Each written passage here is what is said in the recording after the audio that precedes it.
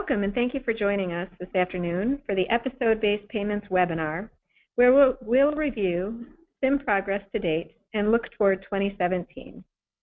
My name is Karin Hoyt. I direct payment innovation activities for the Ohio Department of Medicaid. I'm also joined today by Dr. Mary Applegate, the Medicaid Medical Director, and Monica Yanger from the Governor's Office of Health Transformation. As always, please use the webinar chat feature to submit any questions as we proceed throughout the presentation. We will address what we can after reviewing the slides today. We are also recording this webinar, and it will be posted on the OHT website. Before we get started today, I'll remind folks of our payer partners on this SIM journey. That's to say, we're working collaboratively with our Medicaid managed care plans, but also with commercial payers on this slide. Together, these plans cover nearly 90% of Ohio's population. That's about 10 million covered lives. The four objectives for today's call are listed here on this slide. First, we'll provide a quick update on progress to date across both episodes and Ohio's comprehensive primary care efforts. Second, we'll share the timing of incentive payments given we're just wrapping up the first performance period for the 3 episodes linked to payment for the Medicaid program for Wave 1. That's asthma exacerbation, COPD exacerbation, and perinatal. There will also be some changes as we look toward the next performance period in 2017, and we'll discuss that as well. For Wave 2, the first performance period launches January 1st, 2017. So there we'll share the quality and spend thresholds for the 6 episodes linked to payment for Wave 2.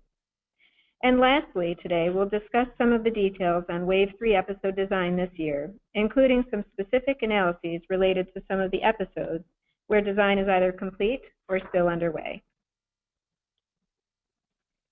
As many of you know, given your involvement in the work to date, back in 2013, Ohio began its healthcare payment transformation journey, anchored on 2 core models, episode-based payments and a statewide comprehensive primary care program. Today's conversation focuses on the episodes model. However, in advance of going through the details there, we'd like to share just a few updates regarding progress of the CPC model to date. The Early Entry CPC program for Medicaid launches in January 2017, and it includes over 90 participating practices enrolled, representing over 600,000 attributed Medicaid members. Additionally, the full state, plus the Northern Kentucky area originally included in the CMS CPCI program, was designated as a CMS Medicare CPC Plus region. Additionally, all of our payer partners you saw in the first slide are participating in CPC Plus, and 3 additional payers, SummaCare, AltCare, and Gateway, have started to become involved with our SIM payer core team that meets monthly to align on design and implementation of Ohio's primary care program. Finally, design elements, including the infrastructure necessary for reporting, attribution, and payment, are all falling into place, and administrative code rules for CPC have been established. Also, a state plan amendment process is necessary to launch the program in early 2017 is underway. Turning back to episodes, the focus of the discussion today, to date, roughly 30 episodes have been designed across 10 clinical groups, with roughly 17 additional episodes being designed and finalized for launch of reporting at some point in 2017. The Department of Medicaid is continuing to link episodes to payment, with 6 Wave 2 episodes joining the 3 from Wave 1 already linked to payment in 2017. Performance reports for Wave 2 are produced in aggregate across all Medicaid managed care plans and fee-for-service. Wave 3, and eventually Wave 1, will begin to follow this format, in part due to provider feedback that receiving multiple reports from different payers is complex. And lastly, as we shared last year, the Governor signed an executive order establishing a rule that requires participation. Before we jump into some of the details on Waves 1, 2, and 3, we wanted to first review the mechanics of Ohio's episode model. The episode model is retrospective. The top half of this page speaks to what remains the same under this model. patients continue to seek care and select the provider of their choice, just as they do today. Providers submit claims for services the same way they do today, and payers reimburse providers, just as they do now. The bottom half of this page highlights what is different in our retrospective episode model. An episode algorithm that's based on the core elements of the episode definition, for example, what's the trigger and who is the PAP, is run on claims data. Triggers identify an episode and the retrospective principal accountable provider. The algorithm then calculates the risk-adjusted episode reimbursement for all episodes that are attributed to a PAP, as well as the average risk-adjusted reimbursement across all of the episodes attributed to each PAP. For a single provider, the reimbursement across episodes could look something like the distribution here in the illustration at the bottom of the middle of the page. The average risk-adjusted episode reimbursement is then compared to preset thresholds to determine whether or not the PAP receives a positive incentive payment in the form of shared savings, incurs a negative incentive payment, or sees no impact at all. Here you have the traditional PAP curve, which you all have seen a number of times by now. Each bar corresponds to an averaged episode reimbursement for a given PAP. They are sorted left to right from highest average episode reimbursement to lowest. Providers above the acceptable threshold, represented here in red, incur a negative incentive payment. For the bulk of providers in the middle gray zone, between the acceptable and commendable thresholds, nothing changes at all. And then the providers below the commendable threshold, seen here in green, are eligible for a positive incentive payment, assuming they have passed all quality metrics that are tied to the positive incentive payment. For illustrative purposes here, the blue bars are providers that did not pass the quality measures linked to payment and hence will not receive a positive incentive payment. Here's the general timeline for episodes across all waves moving forward. For Wave 1, those episodes were designed in 2014, reported on for informational purposes all through 2015, and now 3 of the 6 are linked to payment for the Medicaid program. The end of the first performance period for these episodes is December 31st of this year. We are about to start the second performance period for the 3 episodes linked to payment. Again, asthma, acute exacerbation, COPD exacerbation, and perinatal. For Wave 2 episodes, which many of you helped design last year, a reporting-only information report have been developed to providers and distributed to providers over the last year. Starting in January 17, 6 of the 7 episodes, all of those except for appendectomy, will be linked to payment. This represents the first performance period for the Wave 2 episodes. Wave 3 design has been underway this past year, and you'll see a number of episodes listed here. Due to the state's goal of accelerating episode design and increasing the number of the episodes, some of the design work will continue into the first half of 2017. Some episodes will launch for reporting in the first quarter of next year, while others won't formally launch until May or August of 2017.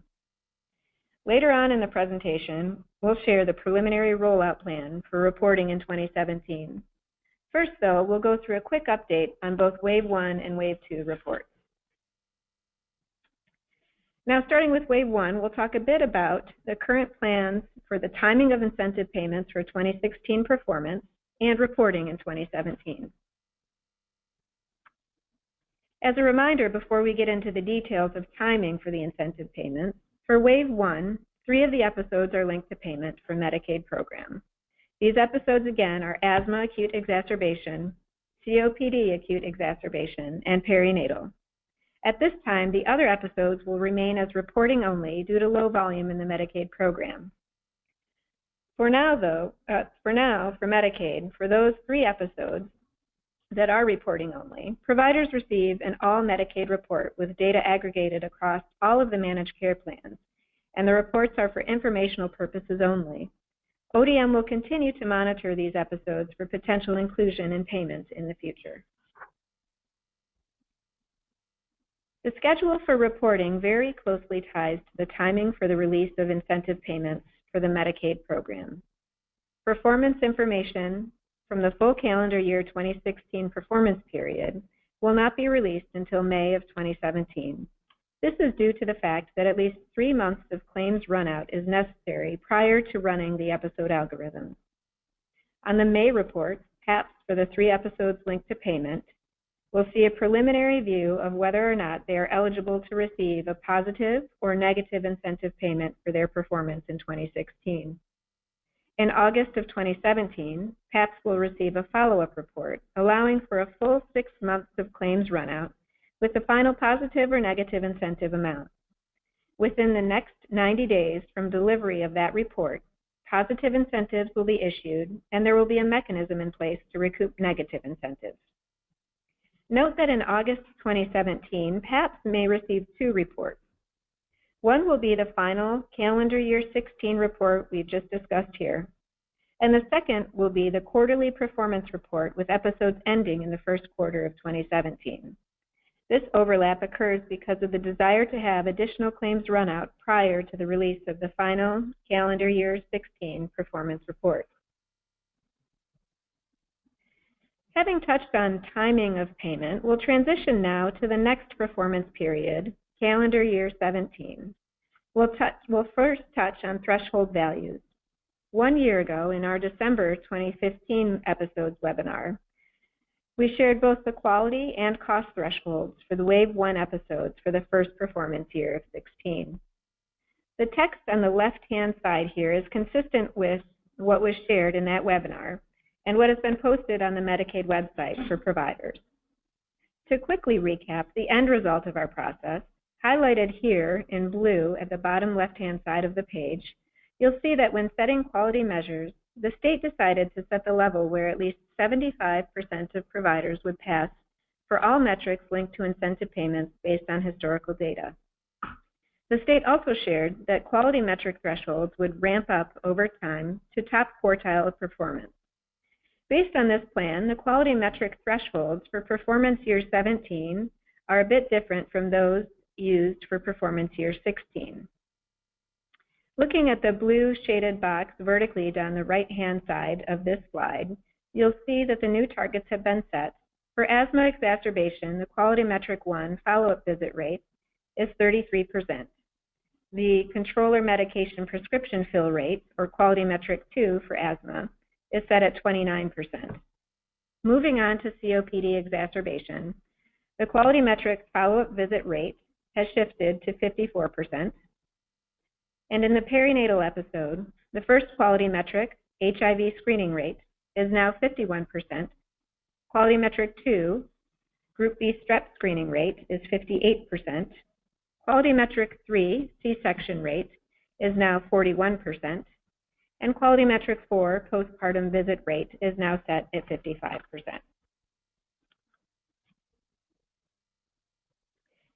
In contrast to quality metric thresholds, spend thresholds for Wave 1 will remain constant for the next performance period and will not change. The values shown here were shared last year and are also available on ODM's Payment Innovation website. Given these have been shared previously, and in the interest of time today, we won't take the time to walk through them individually. And lastly, for Wave 1, we wanted to touch on the plan for reporting in 2017. What you see pictured here is the current episode report format that has been used since the start of 2016. The specific details of the report format will not change at all in 2017. At the top of the report is a set of eligibility requirements to help explain how volume, spend, and quality metric performance impact a principal accountable provider's eligibility for positive and negative incentive payments. Additionally, for the 3 episodes for which Medicaid is in the performance period, asthma exacerbation, COPD exacerbation, and perinatal, you see the PAP curve colored as it is here, with thresholds drawn over top of the figure at specific values. On the Medicaid website, there is an updated How to Read Your Report document, which walks through each individual chart on every page of the report. As we've mentioned in prior calls, the biggest change from reports prior to 2016 is that for episodes linked to payment, this report gives a quarterly view, meaning that every report will not include a full year's worth of data. except in the bottom right chart you see here that shows performance by quarter. As an example, the reports just released at the beginning of this month include 2 quarters of data. That is, episodes ending between January 1st and June 30th, 2016. Reports that were delivered in August, the prior reporting cycle, only included 1 quarter of data and represented the first report with data from the first performance period, calendar year 16. The reason for this shift to a year-to-date approach for the episodes linked to payment is based on feedback we received from you all, where you thought it might be better to only see data on which you'd be evaluated, as compared to a running full year of data that would include information from the prior calendar year. Note that the reports that are going out in quarter 1 of next year will include 3 quarters of data, and then lastly, the May report cycle will include a full year of information. Additionally, a principal accountable provider will receive a report if they have at least 1 valid episode during the reporting window. That's compared to how reports were delivered in the past, where you were required to have at least 5 valid episodes in a full year's worth of data to receive a report.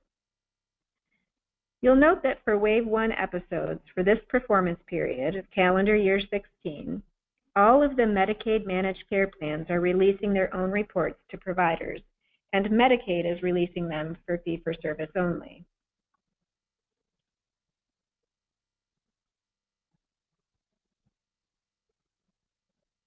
However, that said, this is changing.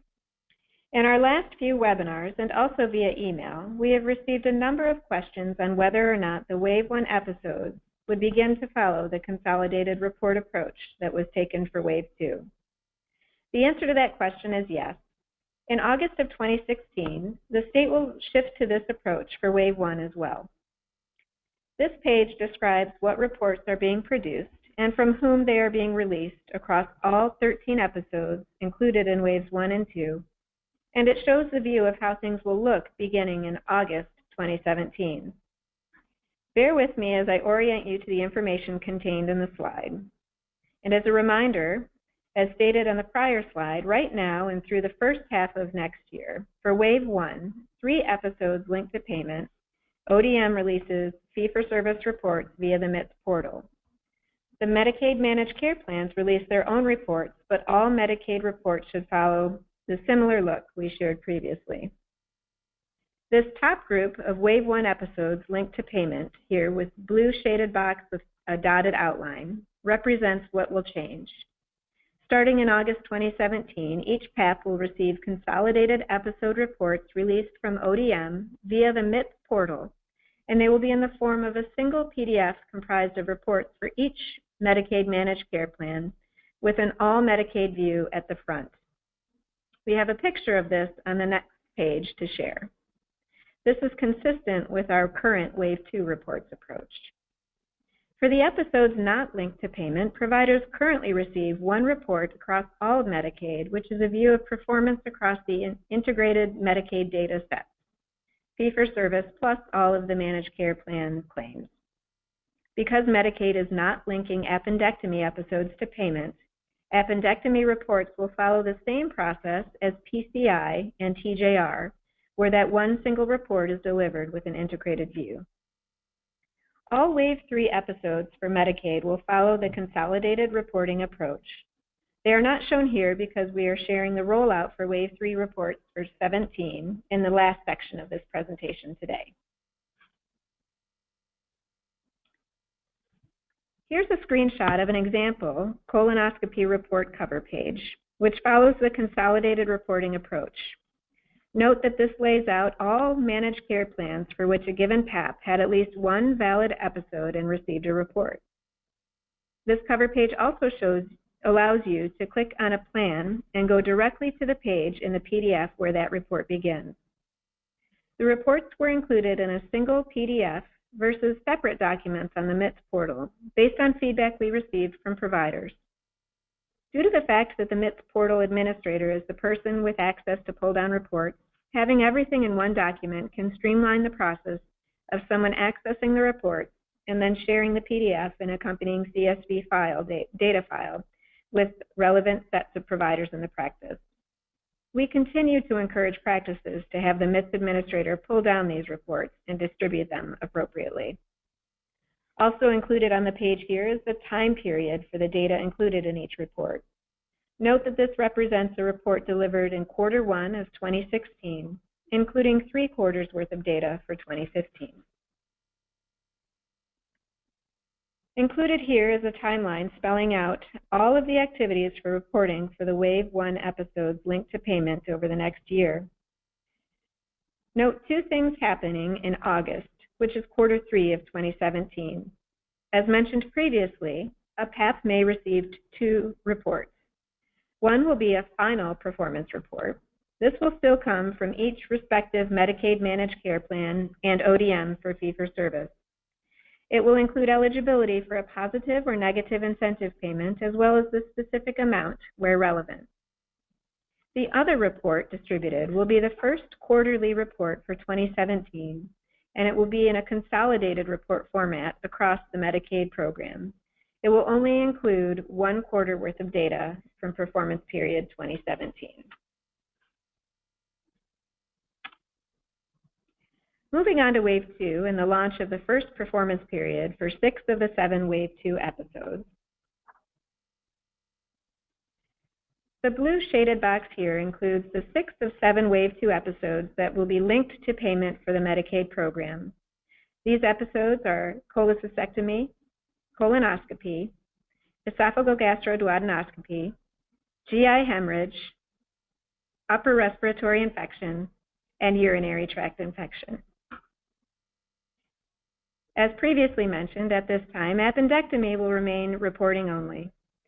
For this episode, for Medicaid, providers will continue to receive an all-Medicaid report with data aggregated across all of the managed care plans, and the report is for informational purposes only. Medicaid has taken the same approach and methodology for setting the Wave 2 episodes payment and quality metric thresholds as it did for the Wave 1 thresholds. Specifically, quality metric thresholds were set such that 75% of PAPs pass based on historical calendar year 15 performance data. You can see the quality metrics listed here.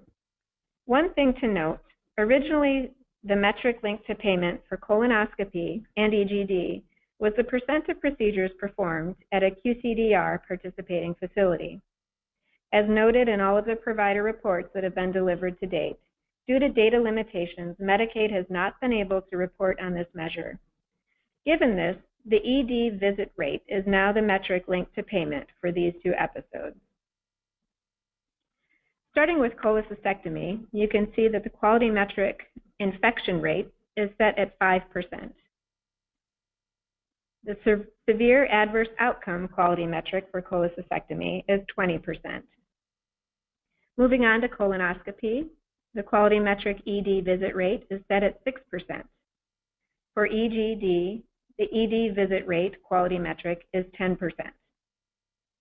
For GI bleed, the 30-day office visit rate quality metric is set at 41%. And for upper respiratory infection, the rate of antibiotics filled without strep test is set at 79%. And for UTI, the quality metric advanced imaging rate is set at 13%.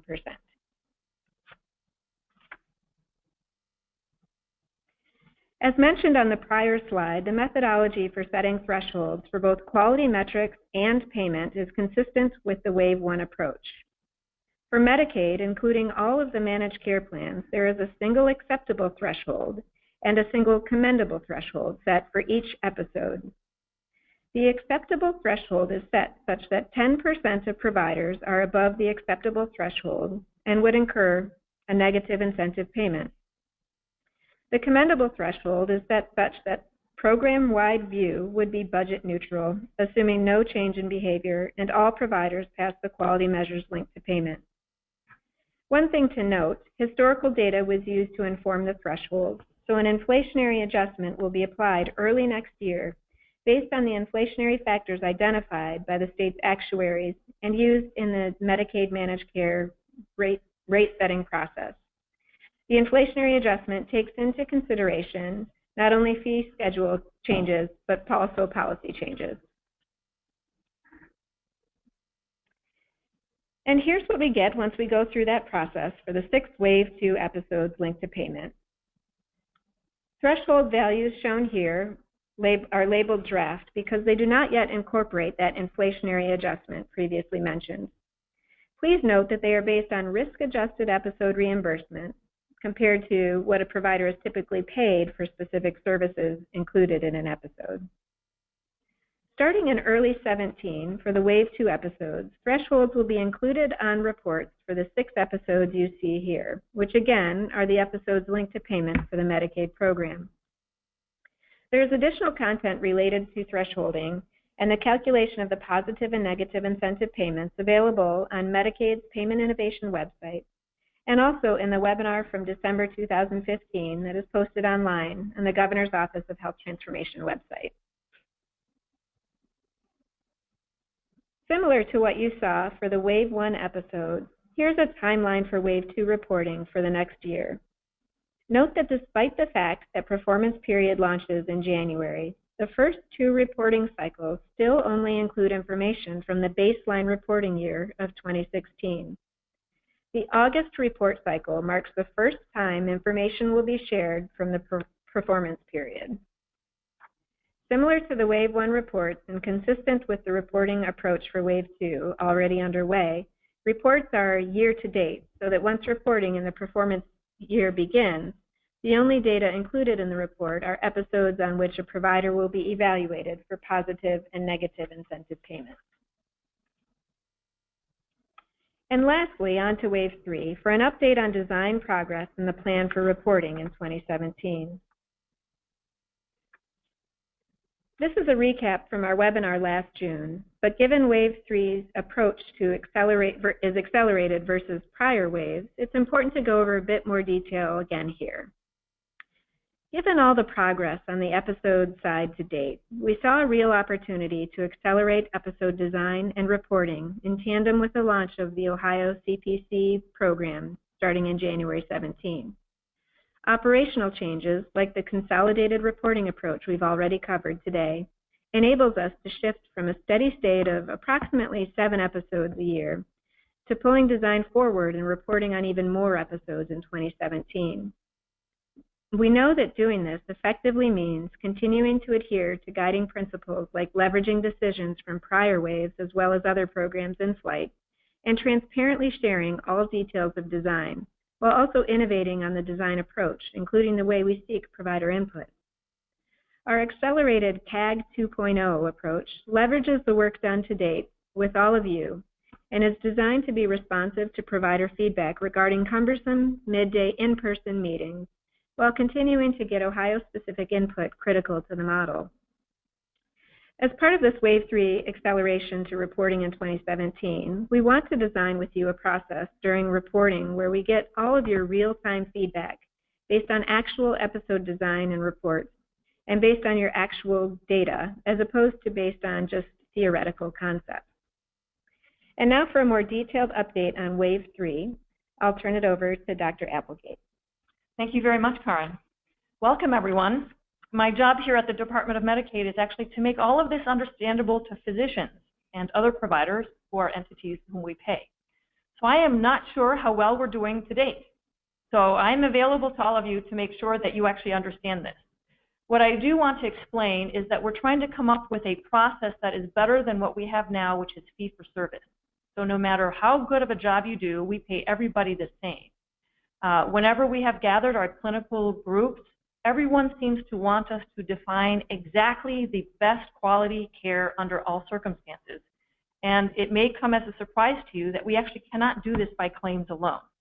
So we want to get to something better than what we have now, but I have to tell you it's not going to be perfect. So I'd like to have you keep that in mind as we discuss a little bit of the detail of some of the episodes. So in going from 7 episodes per year to something more, we're wanting to get to more transparency in data. So if you look at your work now, essentially we need to get to 200 episodes. So that would take us decades. So how do we do this? Essentially, many of the clinicians are still busy in their offices and in their operating rooms working. They're not actually paying attention to how we pay for care. So what we'd like to do is walk the clinicians through the elements of the design of an episode. So essentially taking them through the patient journey. What should happen? What are the sources of value? And then from that, who gets assigned the responsibility for that outcome? Who's the principal accountable provider? And then what triggers an episode? What's in the episode, what's not in the episode, how long does it last, and what are the quality metrics? Then based on that, we come up with our definition. And we'd like to do this in a way that is less intensive for the docs, so it's not taking hours and hours of time and travel across the state. But we'd like to actually figure out a way to get meaningful input. So to that end, we'd like to batch episodes. And what you see here are ways that we've batched them.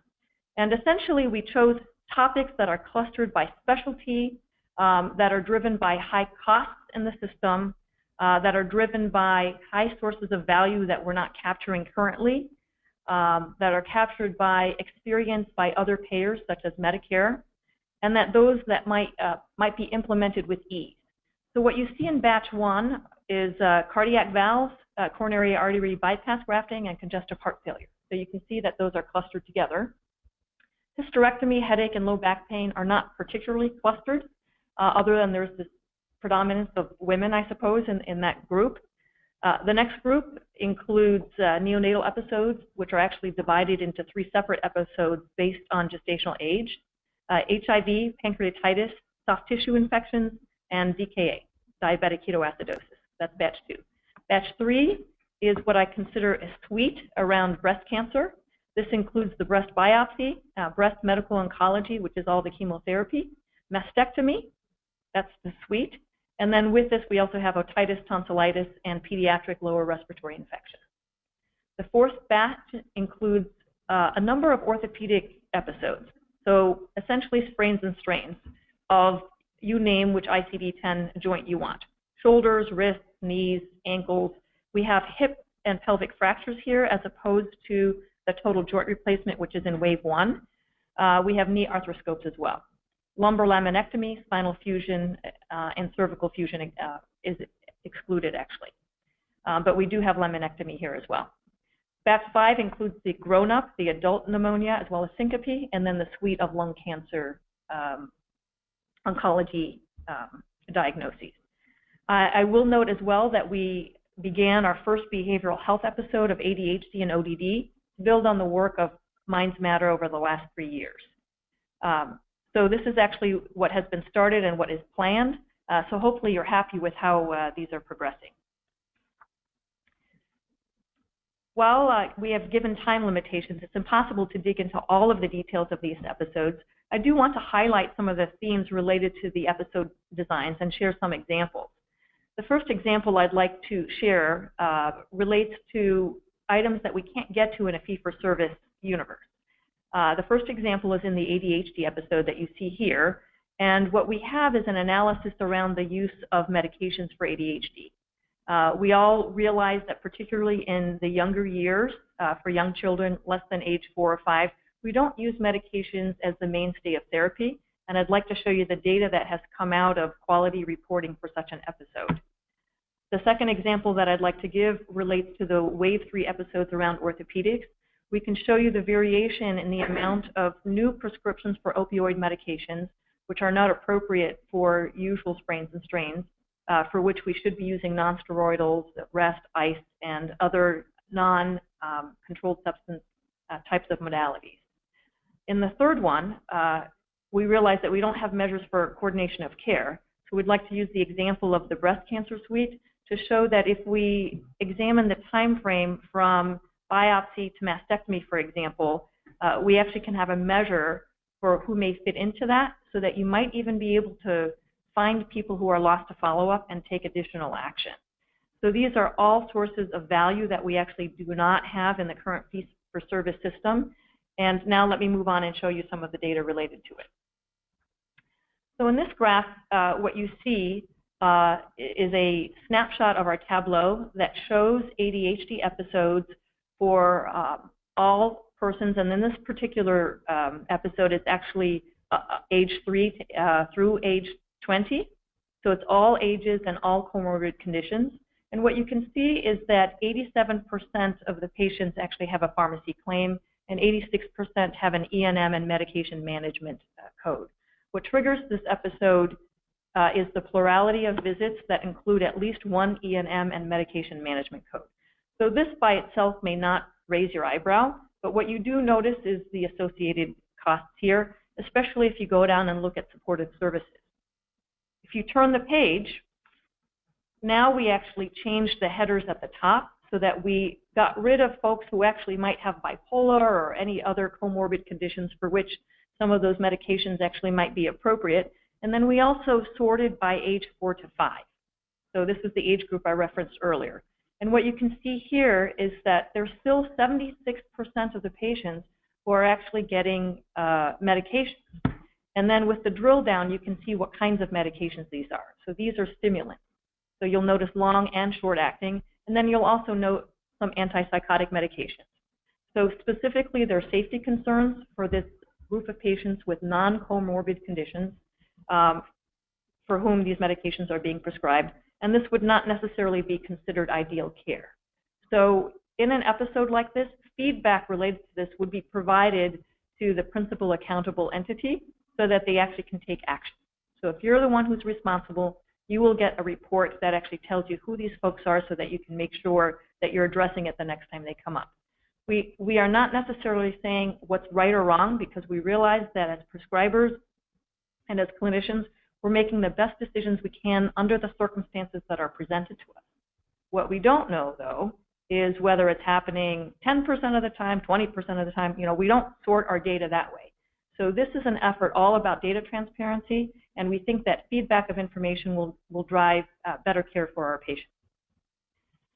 The next example I have is about the opioid use for the orthopedic episodes. And what you see here across these 7 bars are the different kinds of sprains in this particular batch. And what you see is the median number of new scripts compared to the range. So for ankle sprains, you see the range is from 0 to 20% of the episodes is their script written, and this particular PAP, it's 11. You know, they fall right in the middle of the episode. You can see for more severe surgeries, it might be range from 69% to 100% of the time are there scripts for spinal fusion. So that would actually make sense. I think what got my attention was knee arthroscopy. So a lot of times they use the long-acting anesthetics right into the knee joint. And so often opioids might be needed for a day or two. I wouldn't necessarily think that it would be quite that high for quite that long. We don't necessarily have the morphine equivalent here, but you could see how if you added a measure like that, you really start to get a good picture as to which kinds of procedures require what kinds of medications across a large group of prescribers, so that now you have a way to know which patients you might be most concerned about in terms of dependency, addiction, or even diversion. So again, we think this kind of transparency in data will add to the safety and the quality of care. The next example I have relates to a measure related to the coordination of care. And what you see here is essentially a lineup from breast biopsy to mastectomy to oncologic care with the idea that it should proceed in this order. And if you establish the time windows in between these, you may have a measure for who's lost a follow-up or who does not have full coordination of care. On the next page, you can actually see what this might look like. So the timeliness of the diagnostic workup shows up anywhere from 60% to 100% of the time, and the particular PAP in question, which will show up in just a moment here, for this particular PAP is in the 85% range there. So you can actually see the variation across each of these stages, and the idea is to get to integration around what the patient needs. So in some areas across the state, we note that from the time of the abnormal mammogram to the biopsy, to the surgeon, and to the oncologic care, it's seamless from the patient's perspective. And having a measure like this will actually make it show up in terms of a report that goes back to the PAP. So there's a way to drive that kind of coordination. Next up, we have an overview of the streamlined reporting line. So as we look towards 2017, the potential to report on a large number of episodes is something that we think will drive improved quality and care. So we have to figure out a way to share the plan for reporting. The first two lines here represent the wave 1 and 2 wave episodes that Karen shared with you. So this presentation here shows what we anticipate for the totality of the 47 episodes that we outlined for you. So don't be frightened. I actually think this is a good thing because not all episodes are pertinent to all providers. For wave 3, given the accelerated design approach, not all episodes will be ready for reporting in the first quarter of 2017. What you see here shows the preliminary, the phased rollout approach. For batch 1, batch 2, behavioral health, and the 3 batch 3 episodes that are complete, the reporting will begin in the first quarter of 2017. In the second quarter, we'll add the breast cancer suite, as well as the batch 4 orthopedic episodes. Batch 5 episodes will not be reported on until August of the next year, which is 2018. At the bottom of the page, you can see the total episodes for which we'll be reporting each quarter. So you can see it starts with 31, 42, and then 47. By the end of next year, that's quite a lot that you'll see numbers on. But regardless of this, we see this as a huge milestone in increasing the transparency, and we think that this will start a different kind of conversation that's very patient-centered that actually will allow greater safety and quality in care. Before we wrap up today, we'd like to highlight 2 upcoming opportunities for your engagement. So hopefully we haven't lost you yet. In January, there'll be a couple of additional feedback points for the breast cancer episodes. We do realize that as we've written some of these episodes that fit together as suites, we have shown that to the extent to which systems are not integrated, they become more complicated. So we're happy to continue to reach out to those of you who are most interested to have conversations. If you'd like to come in person, that's fine, but in general, these have been phone call meetings with you. For the orthopedic episodes, we're actually planning to meet in February. So these are the 2 clinical advisory groups that we're planning for January and February, and we really would like to reach out to you to encourage your participation. Lastly, this week the website will be updated with a number of additional details. As noted, not all wave 3 episodes are complete, but for those that are complete, concept papers, detailed business requirement documents, and code sheets will be posted. Additionally, for wave 1, the updated quality thresholds that Karen reviewed with you will be posted, as well as the cost and quality thresholds for wave 2 episodes. At this point, we're happy to take questions live, so please feel free to reach out to us with any questions that may come up after viewing this webinar. Thank you very much for joining us today, and we're happy to take your questions at this time. Thank you, Dr. Applegate and Karen, for going through the slides.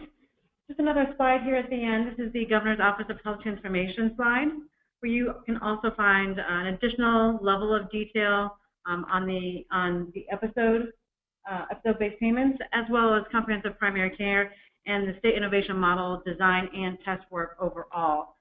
We've been doing this endeavor for the past almost 4 years now, so there's a great deal of information on the Office of Health Transformation website. Just as a reminder, if you have any questions, please use the chat feature on the webinar.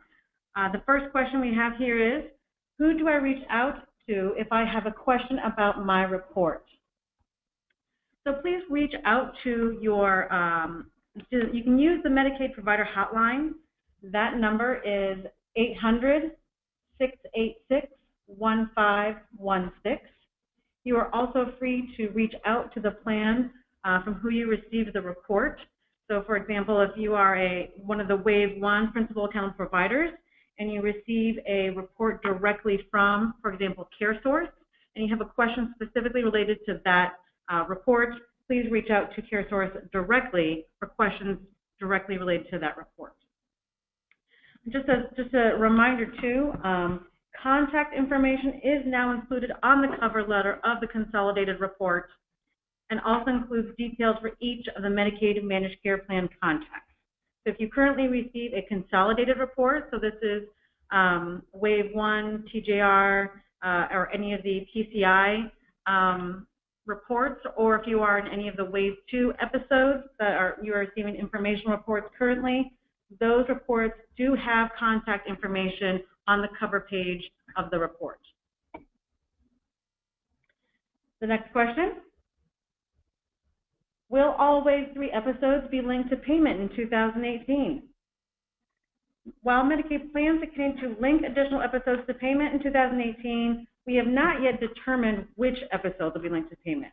So this will just be dependent on volume in the program and also ensuring providers have adequate time to review their informational reports prior to linking an episode to payment.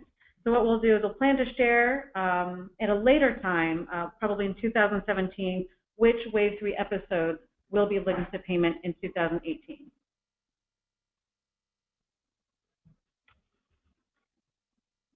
Next question: is a PAP an individual provider or at the tax ID level? The level at which a principal accountable provider is receiving a report is at the Medicaid billing ID level.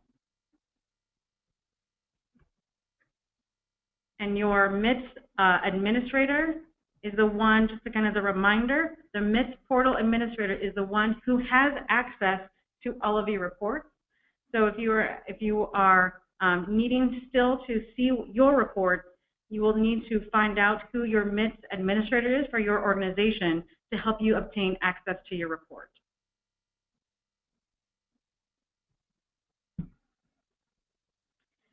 Next question is, will you be sending the slides to the group?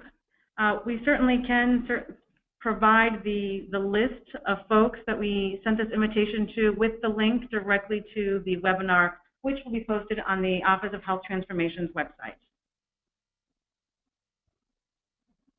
Next question: for primary care, if an office is also CPC plus, how is it determined if patients fall under OCPC or CPC plus requirements? So this is a question specifically related to the Ohio primary care model. I think the question is related to all our Medicaid's participation in CPC plus. For participation in CPC, for those practices who are participating in CPC plus, and I recognize that that list of practice participants will not be finalized until January. The plan is for Ohio Medicaid will be reaching out to those practices who meet the minimum number of Medicaid lives to invite you to participate in the Ohio CPC model for the purposes of CPC plus. So I understand we're a little off topic here for the episode side, but we did get that question and wanted to make sure we got that information out there.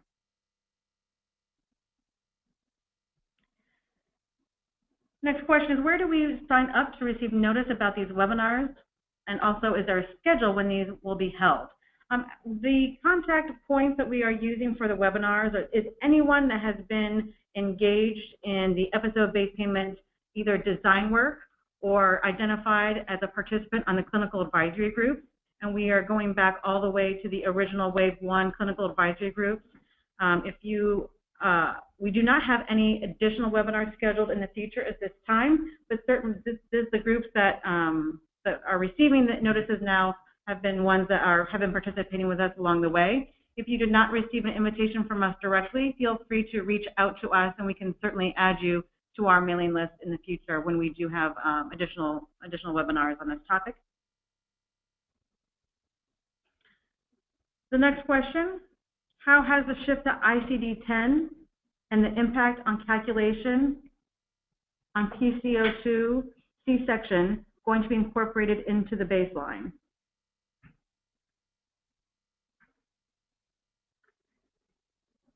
So ICD-10 codes are now included in the detailed code sheets that are posted on the Medicaid website. So to find this information, you will need to refer to the Ohio Medicaid Payment Innovation page that Karen referred to.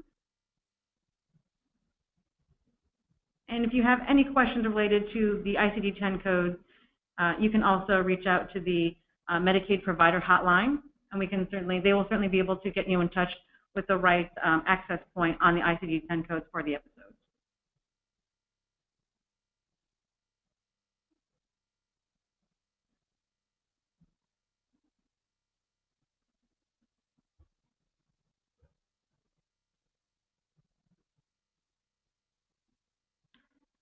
That is all the questions that we have today. We appreciate you taking the time to listen to our webinar today. Again, this is being recorded and will be posted on the Office of Health Transformation website. Thank you again to Karen and Dr. Mary for going through the slides today. And if you have any questions, please feel free to reach out to any of us, and we'd be happy to work with you to get to your answer. Thank you. Thank you.